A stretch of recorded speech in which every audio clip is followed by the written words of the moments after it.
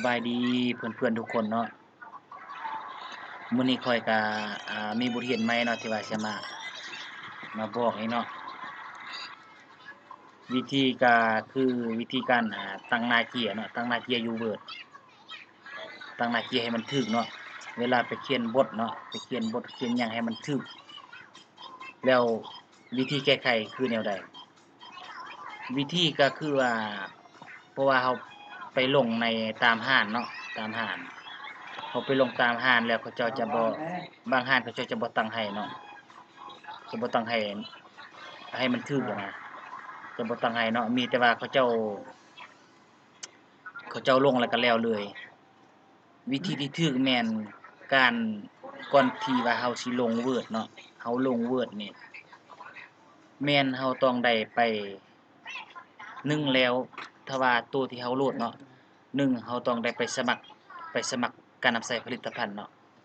ถ้าว่าเราบ่สมัครนำใช้ผลิตภัณฑ์ไปสมัครนำเขาเจ้าจะเปิดใช้งานตัวจริงจะบ่ได้เนาะจังซั้นเวลาเราโหลดมาติดตั้งแล้วเราจะต้องได้ไปสมัครผลิตภัณฑ์เราจะสามารถนำใช้ได้เนาะแต่ว่ามื้อนี้ข้อยจะมาสอนวิธีตั้งค่าหน้าเกียร์ให้มันถูกเนาะไม่ถูกกับครอบที่ว่าเราต้องการเนาะก่อนอื่นแม่นเข้าไปอยู่ที่ไฟล์เนาะหลังจากเข้าไปที่ไฟล์แล้วให้เข้าไปอยู่ที่ Option หลังจากนั้นให้เลื่อนหาคำสั่งอยู่ที่ Advanced เลื่อนหานี่เนาะเลื่อนหานี่บน Submit เนาะ in unit เนาะ for แม่นเฮาไปเปลี่ยนอยู่นี่เนาะเปลี่ยนให้มันเป็นสังตีนี่เนาะก็สิมาย้ำอีกให้เบิ่งเนาะสังตีอันนี้เนาะอยู่ layer นี่นะเด้ให้มันเป็นสังตีอยู่นี่เนาะให้มันเป็นสังตีนี่เฮาจึงไปเปลี่ยนให้เพื่อให้มันเป็นสังตีมันจึงจะถูกกับกรอบที่เราต้องการเนาะคันว่าเราบ่เปลี่ยนมันจะบ่เป็นสังตีให้เนาะ Advanced เพราะว่าข้อยอยากเฮ็ดคลิปนี้ลงไปเพราะว่ามันมีหลายคนที่ว่ามาหาให้ข้อยตั้งค่าหน้าเกียร์เนาะตั้งค่าหน้าเกียร์ให้เราเปลี่ยนเป็นสังตีเด้อสังตีมิเตอร์เนาะมันมีหลายคนที่ว่า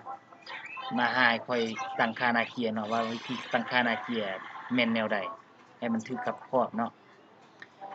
ก่อนอื่นหมดแม่นตั้งค่าเป็นสังติมิเตอร์เนาะโอเคเดี๋ยวให้มันจะเป็นสังติมิเตอร์เลยเนาะหลังจากนั้นเนาะเราไปอยู่ที่หน้าเจียนี่เนาะหน้าเจียของเราบ่แม่นเนาะเขาไปอยู่ที่ตั้งค่าหน้าเจียก่อนเนาะตั้งค่าเจียเนาะเด้ให้มันเป็น AC เนาะ AC หลังจากนั้นให้ไปอยู่ที่ครอบหน้าเจียเนาะครอบหน้าเจียเนาะเข้าไปตั้งค่าก็คือเข้าไปอยู่ที่นี้เนาะสมมุติว่าบทของเราเป็นอ่าเป็นยูนิต 2.5 เนาะ 2.5 อาจารย์กำหนด 2.5 เนาะก็ใส่ 2.5 อันนี้ก็ใส่สมมุติว่าอาจารย์กำหนด 3.5 เนาะก็ใส่ 3.5 3.5 เนาะ 3.5 อันนี้ก็ 2.5 สมมุติอาจารย์เนาะอาจารย์ต้องการ 2.5 2.5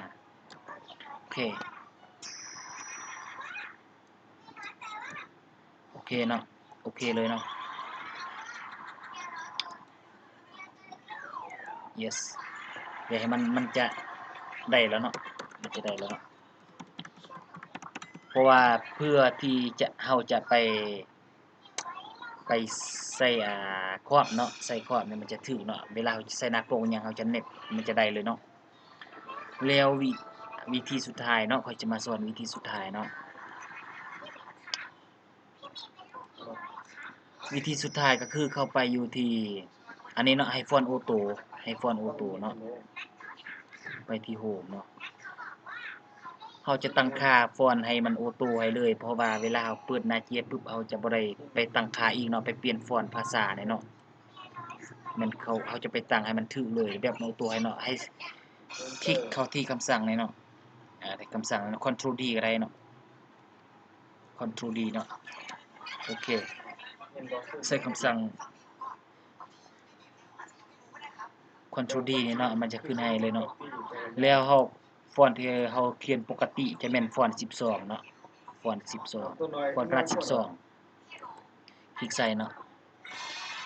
แล้วหลังจากนั้นมันจะ regular เนาะ regular ให้เราเปลี่ยนเป็น regular นี่หลังจากนี้เราเลือกฟอนต์อยู่นี่เนาะฟอนต์สมมุติว่าเราใส่ฟอนต์หยังที่ว่าเราเขียนเนาะคันว่าเราใส่ฟอนต์เพชรสิทธาอุทีเราก็ใส่สิทธาอุทีเนาะคือว่าค่อยมักใส่เป็นเพชรสลัดเนาะเพชรสลัดเป็นฟอนต์ที่ว่าเขียนง่ายอีกอย่างก็เขียนแล้วมันบ่แตกเนาะฟอนต์เพชรสลัดเนาะหลังจากนี้ให้เราเข้าไปอยู่ที่ set as default เนาะเข้าไปอยู่นี่แล้วจะเลือก all view comment เนาะ all view comment นี่คลิกใส่นี้เนาะโอเคแล้วมันจะออโต้ให้เลยเนาะ ก็จะออกเนาะจะออกแล้วจะเข้าใหม่เนาะก็จะออกเนาะหลังจากนั้น